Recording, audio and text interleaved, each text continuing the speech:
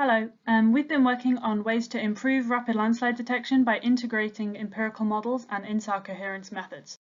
An earthquake in a mountainous area can trigger thousands of landslides, and emergency response coordinators need to know where these have occurred, ideally within around 2 weeks of the earthquake. So there are three main options that can be used to generate this landslide information in the aftermath of an earthquake. The first one is manual mapping using optical satellite imagery.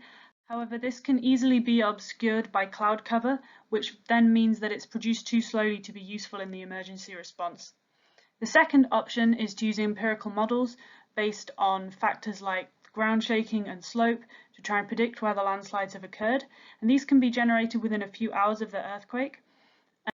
But for complicated events, for example, where the landslides have been triggered by both rainfall and an earthquake, the models do not always perform well. So the third option is to use satellite radar imagery. This can penetrate cloud cover, so it can be used in all weather conditions. But at the moment, it's only been applied in a small number of settings, and these data are harder to interpret than optical satellite imagery. So the question here is, can we get a better product by combining these two options? So first, I'll explain to you how we can gain information on landslides from InSAR coherence. So the middle of this slide, there is an interferogram of the Hokkaido earthquake in 2018, and the figure on the right shows the landslides that were triggered by this earthquake. And you can see that there's a noisy patch that corresponds spatially with the landslides, and that's because the landslides have removed vegetation and moved material around, and this disrupts the InSAR signal. So coherence is a measure of the signal quality of every pixel in the interferogram, so landslides will result in low coherence. In a paper we published in 2020, we tested 5 different methods of landslide detection using InSAR coherence, for example, based on the change in coherence through time. All of these methods required only 1 or 2 post-event images and were tested on 2 tracks of Sentinel-1 data and 1 of ALOS-2, following 3 large earthquakes in Nepal, Japan and Indonesia. We found that in each case, useful information on landslide distributions could be obtained from InSAR coherence-based methods within 2 weeks of the earthquake. So now I'll explain how empirical models can be used to generate landslide information. So the idea here is that you have some mapped landslides already, so for example from historic events. You have a lot of factors that you know influence landslide probability, like slope, steepness and lithology. You carry out a regression between these factors and your training data, and this creates a model that you can then use to predict landslides in areas that you haven't mapped based on these influencing factors.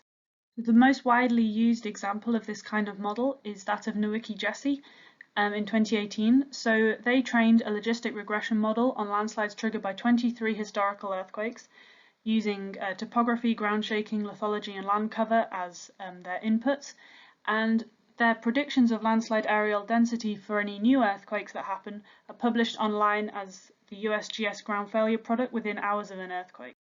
Our aim here was to set up a similar model that also incorporated InSAR coherence methods. So still using the 3 large earthquakes in Japan, Nepal and Indonesia from before. In each case, the aim was to train a random forest regression model on 2 of those earthquakes and to predict the landslides triggered by the third. So we found that because we were only using 2 earthquakes as training data, it was necessary to replace the individual input factors by the USGS ground failure product from before.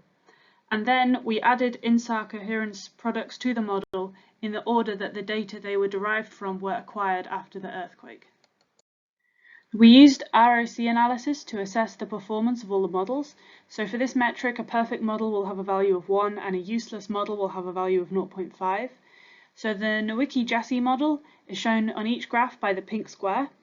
And then we have vertical lines showing the Sentinel-1 and ALOS-2 image acquisitions following the earthquake. And our model in black changes as each of those acquisitions were added to the model. And there are 2 main conclusions that we can draw from these 3 graphs. First, there is a really big improvement in the performance of our model when the first ALOS-2 image is incorporated into the model.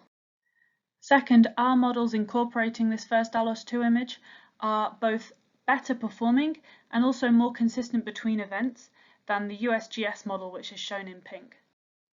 So here you see that the observed landsliding on the right is better recreated by the model incorporating Sentinel-1 and ALOS-2 data than by the original model without this data.